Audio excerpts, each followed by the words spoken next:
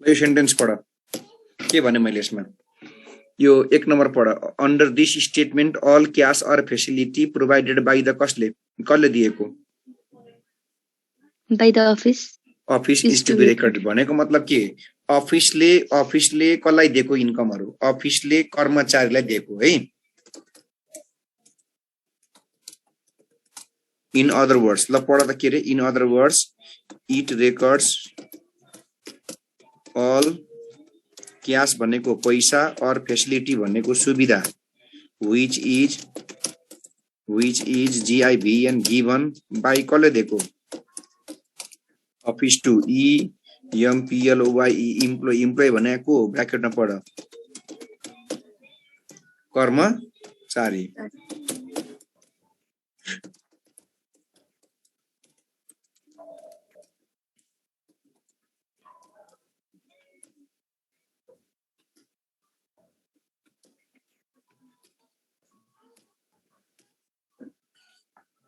बेला बनाऊ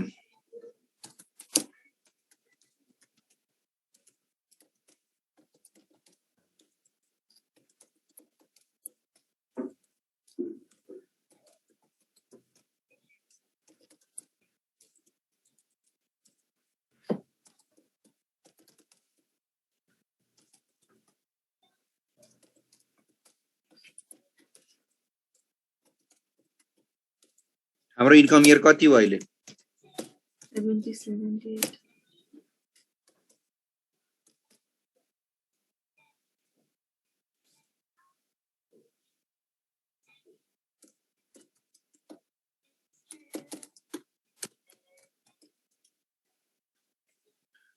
यति कुरा बुझ्नु कि यसमा यति कुरा बुझ्नु कि यहाँ म लेख्दिन्छु ब्र्याकेटमा हेर त यसको मिनिङ बुझ के लेखेको ल भन त ब्र्याकेटमा दियो गयो के भनेको त्यो यो दियो गयो भनेको भन के हो दियो गयो भनेको कम्पनीले दियो कर्मचारी दियो अफिसले कर्मचारीलाई जे दियो त्यो सबै कुरा फर्म्याटमा गयो ल पहिला के दिन्छ त अब सुरु गरौँ पढ के दिन्छ salary dearness allowances यो डियरनेस भनेको महँगी भत्ता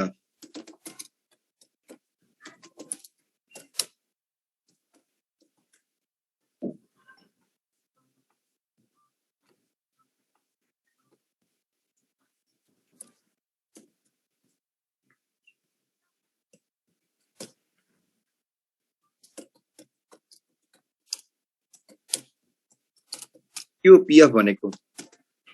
provident fund नेपालीमा के हो त्यो भनेको सञ्चय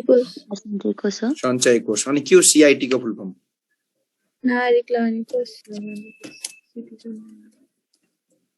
लिप पे भने के हो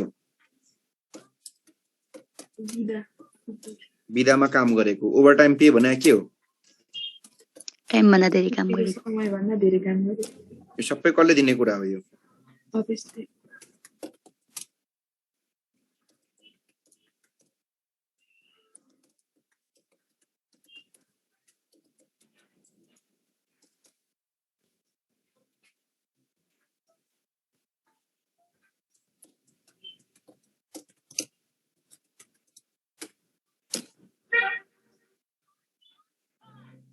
इन्टरटेनमेन्ट अलाउन्स भने के हो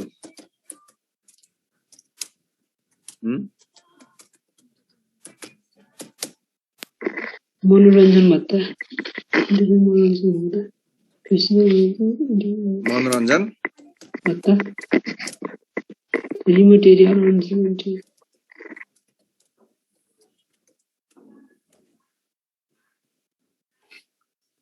के हुन्छ अफिसले दिने तिमीहरु पनि याद गर्दै जाऊ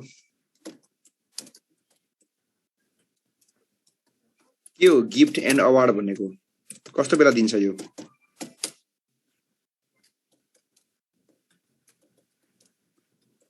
राम्रो काम गर्दाखेरि प्रमोसन के लेखेँ मैले एनी पर्सनल एक्सपेन्सेस कसले तिर्दिएको पेड बाई गभर्मेन्ट अफिस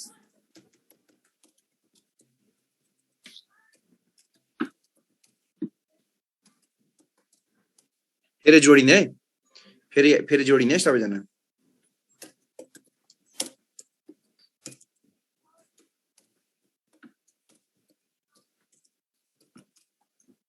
के लेखेँ मैले अहिले any domestic expenses and family expenses paid by office कसले तिर्दिएको office अफिसले तिर्दिएको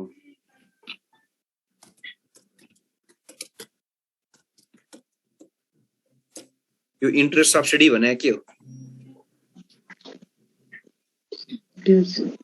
ब्याज दर छुट ब्याज दरमा छुट है ब्याज दरमा छुट ब्याज दर सस्तो ब्याजमा लोन दिएको हैन अफिसले के दिन्छ र अफिसले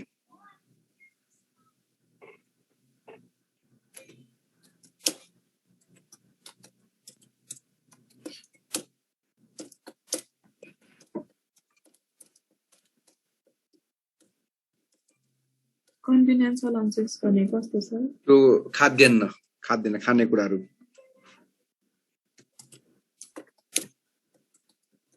यो के भनेको any facility paid by office to a single or a special employee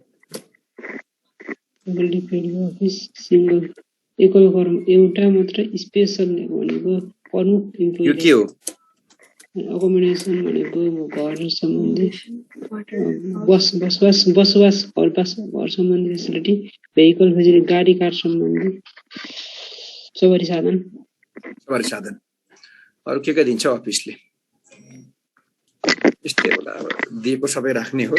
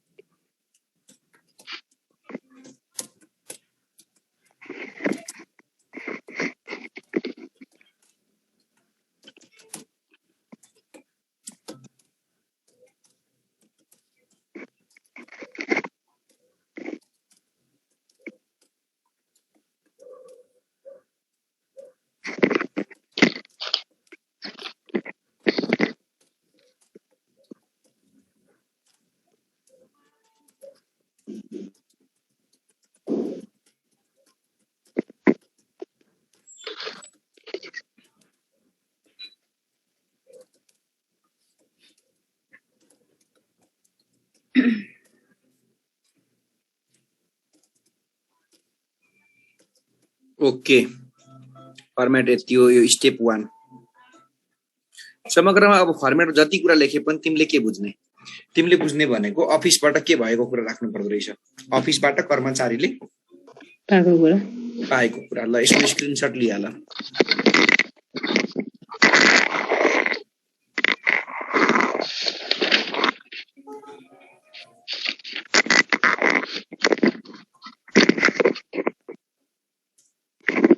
रिइम्बर्समेन्ट भनेको पनि पर्यो रिइम्बर्समेन्ट भनेको चाहिँ कस्तो भन्दाखेरि पहिला कर्मचारी आफैले गोजीबाट दियो हैन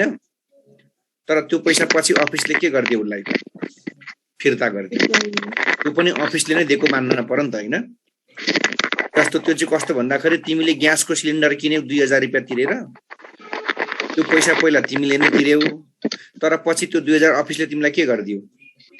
फिर्ता दिदियो भनेपछि तिमीलाई इन्कम हो कि भएन तर त्यो रिइम्बर्समेन्ट भनेको चाहिँ कस्तो भन्दा कर्मचारीले पहिला आफ्नो गोजीबाट दिएको थियो तर पछि त्यो कुरो उलाई अफिसले के गरिदियो रिटर्न दिदियो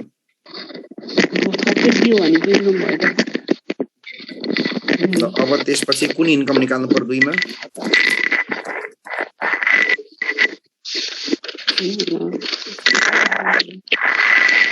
कसको साउन्ड हो यो हजुर भन भन भन कसले के सोध बुझिन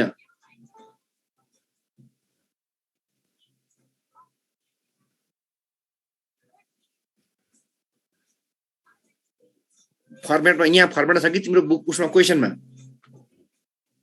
ल मलाई भन त के रे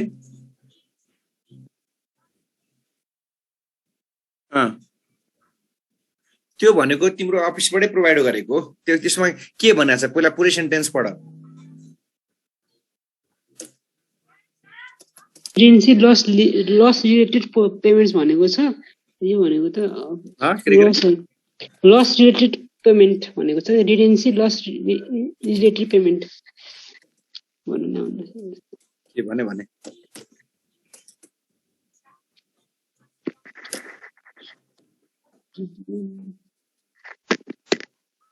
रिडेन्सी लस रिलेटेड हो त्यो कुनै अफिसमा अब कुनै दुर्घटनावश केही भएको चिजको उसले अब अफिसले पेमेन्ट गरिदिएको त्यो पनि इन्कमै राख्नुपर्छ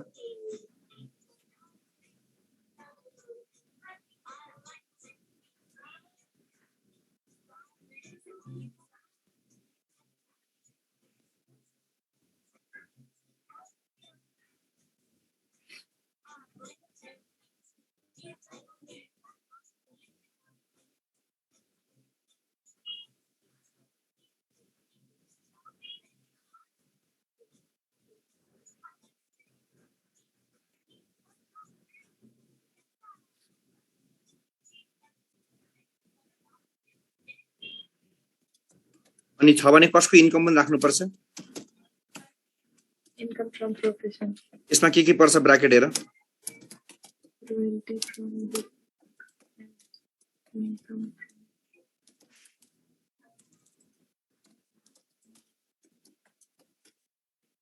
के पर्यो हेर royalty from book and income from writing articles त्यो चाहिँ के को इन्कम रहेछ income from any प्रोफेसन भनेको मतलब के यदि हो क्वेशनमा यस्तो इन्कम चाहिँ आयो भने तिमीले चाहिँ यो इन्कमलाई चाहिँ ल्याएर कुन स्टेपमा राख्नु पर्यो स्टेप सेकेन्ड स्टेपमा रोकिएको पनि इन्कम हुन सक्छ बिजनेसको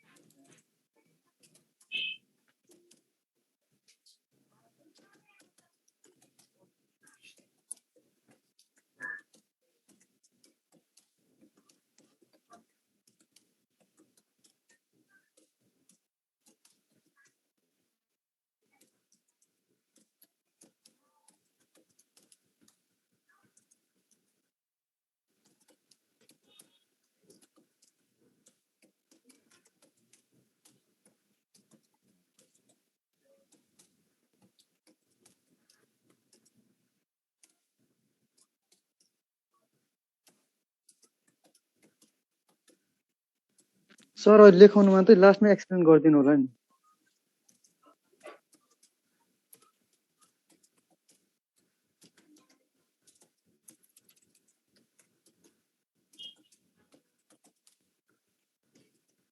इन्भेस्टमेन्टको इन्कम के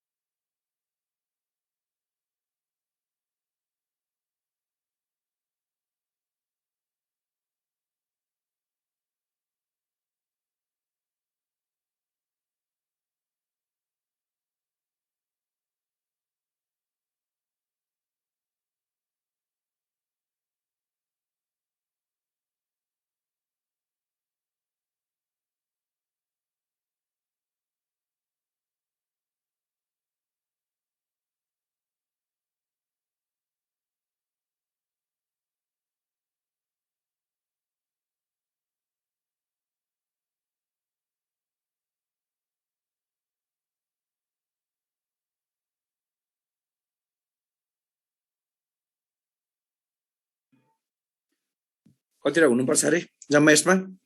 कमनमा ऊ 8वटा हेर हेर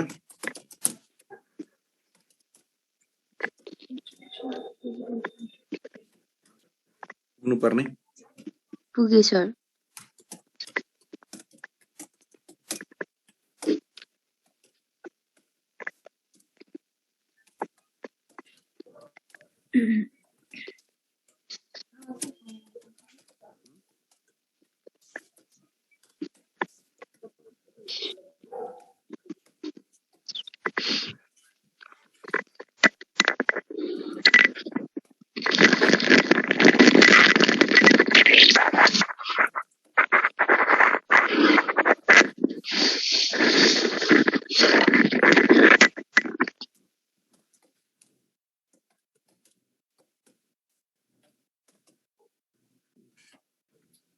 यसलाई पनि सारिहाल फर्मेट